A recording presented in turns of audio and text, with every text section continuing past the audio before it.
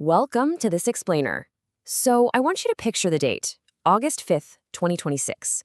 This was the day a piece of commercial space debris, a spent SpaceX Falcon 9 rocket stage, weighing in at nearly 4 tons, unintentionally crashed right into the dark side of the moon. Now, no human eyes actually saw it happen. No cameras captured the exact moment of impact in that gray lunar dust. But across the globe, scientists were holding their collective breath, actively tracking this rogue object. Today, we're going to unpack exactly how this happened, and more importantly, what it means for our future in space. Because let me tell you, when this rocket hit, it didn't just tap the surface. We are talking 8,690 kilometers per hour. That is literally faster than a speeding bullet. Just imagine a 4-ton piece of solid metal smashing into the lunar surface at that sheer velocity. The raw violence of this impact released energy equivalent to about 3 tons of TNT, creating this massive, blinding flash on the lunar far side. Okay, let's dive right into this investigation. We'll be looking at the lunar impact itself, a cosmic pinball machine, the scientific silver lining, and finally, interplanetary space trash. So let's start with Section 1, the lunar impact. At exactly 07:35 a.m. British Summer Time, the crash happened completely out of sight on the far side of the moon. But down here, scientists worldwide were just glued to their telemetry data. NASA had actually confirmed beforehand that there was a 100% probability of this impact happening, but they were also very quick to reassure everyone that it posed absolutely no threat to Earth. The moon, in this case, literally acted as our cosmic shield. To really wrap our heads around what happened up there, let's ground this in metrics we actually understand. The rocket stage itself, roughly the size of a small bus, but the crater it carved out is about the size of a tennis court. We're talking 18 meters wide and roughly 3.7 meters deep. Sure, it might be a modest crater by astronomical standards, but it's a massive, violent scar left by a single piece of human engineering. Moving right along to Section 2, a cosmic pinball machine. How exactly did a small, bus-sized piece of metal find its way to a tennis court-sized grave on the moon? Well, picture a clear Florida morning at NASA's Kennedy Space Center. The date is January 15th, 2025. A Falcon 9 rocket lifts off, carrying Firefly Aerospace's Blue Ghost 1 lunar lander. And the main mission? A total success. The lander deployed perfectly, heading for the lunar surface just as planned. But that rocket's upper stage? It was kind of left stuck in limbo. It had done its job, sure, but without a clear disposal path, it was just left to wander through the void. The timeline of that wandering journey is pretty chaotic. From that launch in January 2025, the upper stage spent 18 long months in a highly elliptical orbit, just looping endlessly around the Earth and the moon. Now, it wasn't actually supposed to hit the moon. But, space isn't just some empty, static vacuum.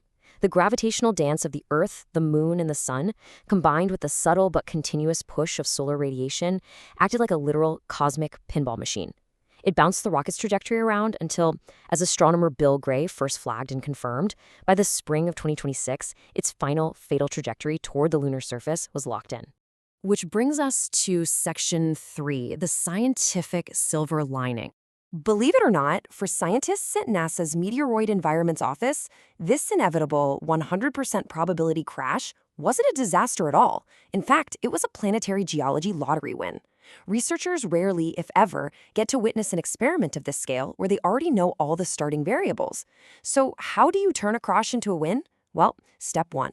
They know the baseline. They know the exact mass of the rocket, its velocity of 8,690 kilometers per hour, and the precise angle it hit. Step 2, because they have that baseline, they can perfectly study the ejecta. That's all the dust and rocks thrown up by that 3 tons of TNT equivalent blast. And step 3, by looking at that debris field and seeing how it settles, they can determine the porosity of the lunar rock. Basically, they can learn exactly how the moon handles stress, mapping the composition of the lunar subsurface without ever having to send a drill or dig a hole. And why does this specific data matter so much to us? Well, to quote one NASA expert, this data is actually crucial for when we send humans back to the moon, because we need to know the ground is stable.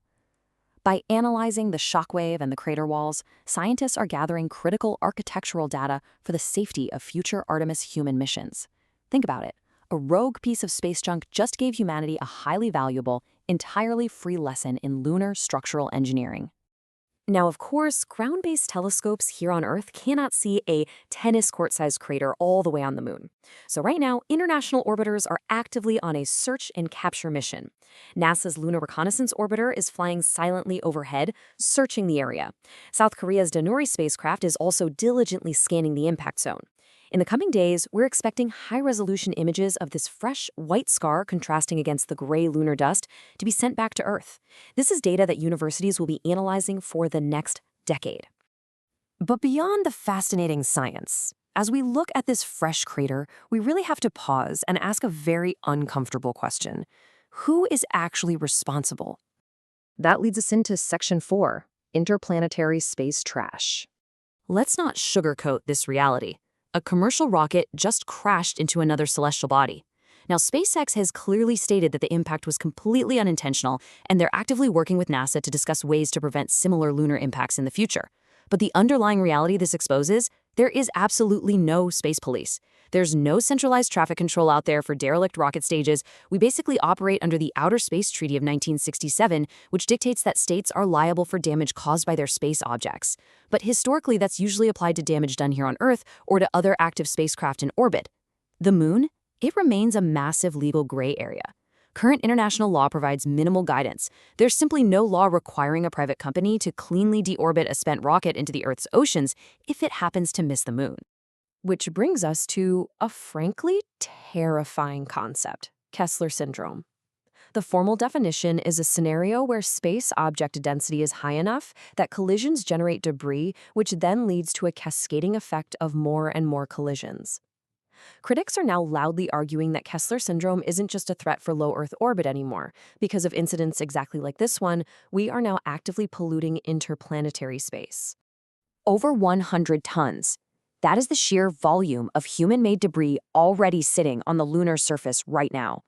We're talking about everything from old Apollo rovers to discarded astronaut backpacks. As space travel becomes cheaper and launches become vastly more frequent, the Moon is rapidly becoming a dumping ground for our cosmic refuse. And the leaders in space exploration know this is a critical tipping point. NASA Administrator Bill Nelson weighed in on the event, stating that this is not a who-done-it scenario, it's a how-do-we-fix-this scenario. He emphasized that we must move towards sustainable spaceflight, ensuring that our missions don't leave a trail of debris across the solar system. The geopolitical consensus forming here is that we can't simply point fingers. The focus must strictly be on how we prevent leaving a permanent trail of trash across the solar system. So I want to leave you with this final provocative thought. Today, the rocket is gone and the crater is fresh. It's going to remain there for millions of years as a silent monument to our technological reach and our occasional carelessness. If we treat the Moon like a landfill, what message does that send as we prepare to leave boot prints on Mars? This explainer serves as a real wake-up call. Our space debris isn't just orbiting us anymore, it's actively crashing into our neighbors. Thank you so much for joining me for this breakdown, and keep asking the hard questions about the future of our cosmos.